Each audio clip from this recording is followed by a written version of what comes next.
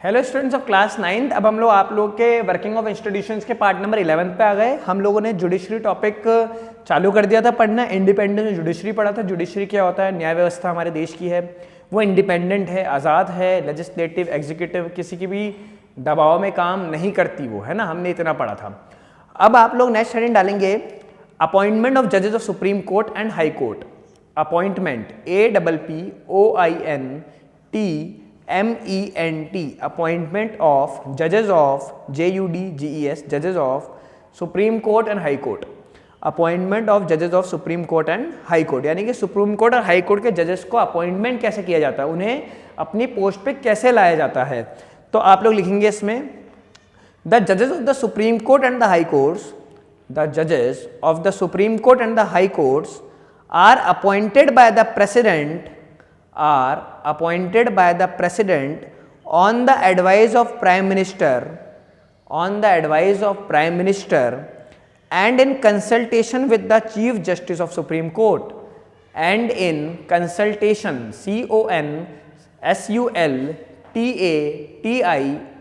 consultation with the chief justice of supreme court। Chief justice CHIEF, chief JUSTICE justice. देखिए इसका मतलब क्या है कि जो हाई कोर्ट और सुप्रीम कोर्ट के जज होते हैं उन्हें कौन अपॉइंट करता है? प्रेसिडेंट अपॉइंट करता है। अभी तक हम यही पढ़ते हैं कि जो भी महत्वपूर्ण कार्य है एक देश के, वो प्रेसिडेंट ही कर रहा है अपने नाम से। लेकिन किसके एडवाइस पे कर रहे हैं प्रेसिडेंट अपॉइंट? प्राइम मिनिस्टर के एडवाइस पे। और कंसल्ट किससे कर रहे हैं? Chief justice of Supreme court से, यानी कि सुप्रीम कोर्ट के जो मेन जस्टिस हैं, जो हेड जस्टिस हैं, जो चीफ जस्टिस हैं, मेन जस्टिस हैं, उनसे अपॉइंट करके। ठीक है, तो प्राइम मिनिस्टर की एडवाइस पे और किनसे कंसल्ट करके? Chief justice of Supreme court से कंसल्ट करके, बातचीत करके, सलाह लेके प्रेसिडेंट जज अपॉइंट करते हैं हाई कोर्ट और सुप्रीम कोर्ट के, है ना। इतना आप लोग याद रखेंगे। फिर लिखेंगे द सीनियर मोस्ट जज of the Supreme court is usually appointed the chief justice. The senior most SENIORMOST senior most judge of the Supreme Court is usually appointed USUALLY usually appointed APPOINTED appointed the chief justice। तो chief justice आप पूछ सकते हैं chief justice किसको बनाया जाएगा? जैसे मान लीजिए अगर 50 जज हैं राजस्थान के हाई कोर्ट में, तो इनमें से चीफ जस्टिस कौन होगा? जो इनमें से सीनियर जज होगा, इनके पास एक्सपीरियंस ज्यादा होगा, जिनकी एज इनमें सबसे ज्यादा होगी, उसको क्या बना दिया जाएगा? चीफ जस्टिस बना दिया जाएगा, CJ। ठीक है, चीफ जस्टिस बना दिया जाएगा राजस्थान का। ऐसे सुप्रीम कोर्ट के साथ है, सुप्रीम कोर्ट में जितने जज होंगे उनमें से सीनियर मोस्ट जज को लेकर chief justice of Supreme court बना दिया जाएगा। ठीक है, फिर आप लोग हेडिंग डालेंगे रिमूवल ऑफ अ जज of Supreme Court and High Court. Removal REMOVAL removal of a जज of Supreme Court and High Court. Supreme की स्पेलिंग SUPREME लिखनी है आप लोगों को, है ना। तो जो जज हैं सुप्रीम कोर्ट और हाई कोर्ट के, उनको हटाया कैसे जाएगा? ऊपर हमने पढ़ा अपॉइंटमेंट, उन्हें लगाया कैसे जाएगा, अब पढ़ेंगे उन्हें हटाया कैसे जाएगा, है ना। लगा भी देंगे हम, हटा भी देंगे इसी वीडियो में, है ना। तो देखिए, तो रिमूवल कैसे होगा जज सुप्रीम कोर्ट हाई कोर्ट के जज का? पहले आप ये बात समझिए, हाई कोर्ट और सुप्रीम कोर्ट के जज को हटाना लगभग नामुमकिन है। लगभग नामुमकिन है। क्यों नामुमकिन है? क्योंकि इसके लिए एक इम्पीचमेंट लाना पड़ता है। क्या लाना पड़ता है? इम्पीचमेंट लाना पड़ता है।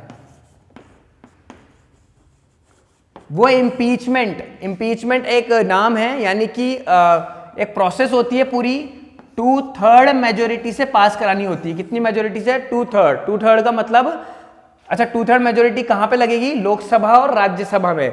2/3 मतलब जैसे मान लीजिए लोकसभा में 300 मेंबर ऑफ पार्लियामेंट उपस्थित हैं, तो 3 से कट गया 100 बार इंटू 200 वोट्स। ठीक है, 200 वोट्स खिलाफ चाहिए जज के, तब जाके जज अपनी पोस्ट से हटेंगे। जज के आप अपॉइंटमेंट तो कर लेंगे, ठीक है, प्रेसिडेंट उसके बाद हटाएंगे कैसे? ऐसा हटाना इतना आसान नहीं कि किसी दिन ऑर्डर निकाल लिया अपने ऑफिस से प्रेसिडेंट ऑफ इंडिया ने और जज हट जाएंगे, ऐसा नहीं है, है ना। ये जुडिशरी हमने पढ़ा ना इंडिपेंडेंट है। अगर जुडिशरी इंडिपेंडेंट है तो किसी के भी कहने पे जज नहीं हट जाएंगे। ऐसे तो अगर इंडिपेंडेंट नहीं होती तो जज ने कोई खराब फैसला दिया जो प्रधानमंत्री को पसंद नहीं आया, प्रधानमंत्री ऑर्डर निकाल देंगे, प्रेसिडेंट से बोल देंगे और प्रेसिडेंट रातों रात जज को हटा देंगे। इतना आसान नहीं है। जज को हटाने के लिए इम्पीचमेंट की प्रोसेस लानी पड़ती है, जो कि बहुत हार्ड है। ये कितनी हार्ड है, इससे आप ये समझ सकते हैं कि आज तक कभी भी इम्पीचमेंट पास नहीं हो पाया किसी जज पे। पूरे भारत के 80 साल 75 साल लगभग आज़ादी के पूरे हो रहे हैं और आज तक हम इम्पीचमेंट को पास नहीं करा पाए।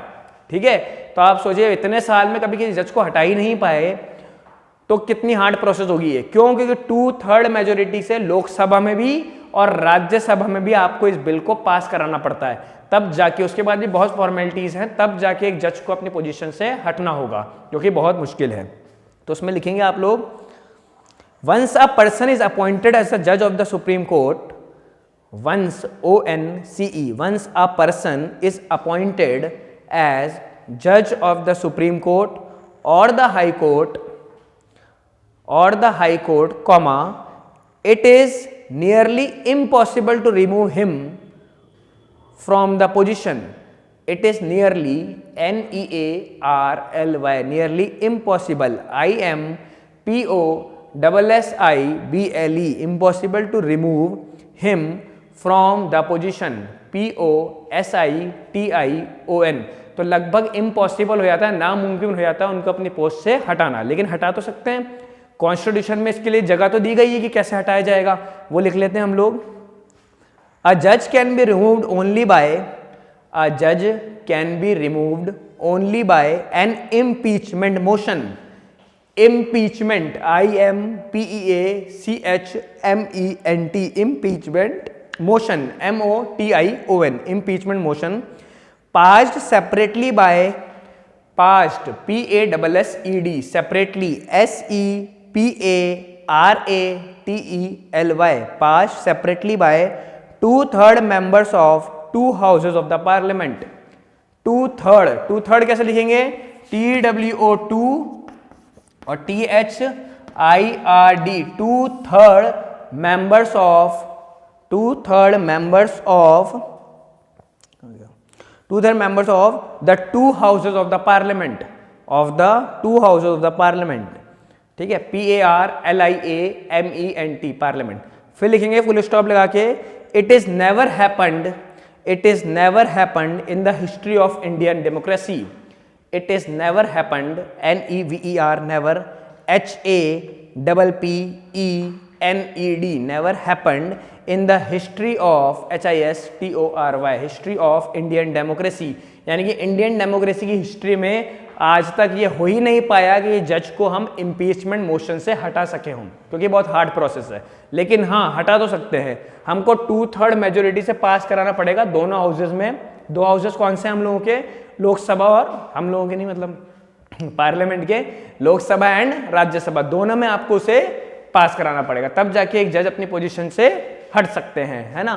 तो लगाएंगे कौन जज को? अपॉइंट कौन करेंगे? प्रेसिडेंट करेंगे, एडवाइस होगी प्राइम मिनिस्टर की, और कंसल्टेशन किससे करेंगे? Chief justice of Supreme court से। उसके बाद हटाने की हमने बात करी कि उनको कैसे अपनी पोजीशन से हटाया जाएगा। लगभग इम्पॉसिबल है, आज तक हटाया ना जा सका, क्योंकि इम्पीचमेंट मोशन लाना पड़ता है, जो कि 2/3 मेजोरिटी से दोनों हाउसेज में पास होना आवश्यक है। उसके बाद भी बहुत फॉर्मेलिटी होती हैं, जो कि आज तक कभी बाहर भी नहीं आई, क्योंकि इतना ही नहीं हो पाया कभी, है ना। 2/3 मेजोरिटी दोनों हाउसेज में पास ही नहीं करा पाया, मतलब कि 300 में से 200 वोट लाना बहुत मुश्किल है किसी जज के खिलाफ, है ना। क्यों मुश्किल है?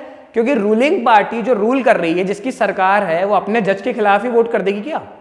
आप लोग समझिए ना, वो तो वोट करेंगे नहीं। अब बचा जो अपोजिशन में है, अब जो अपोजिशन में है, जो हारे में है, वो 200 होते तो वो हारते क्यों, है ना।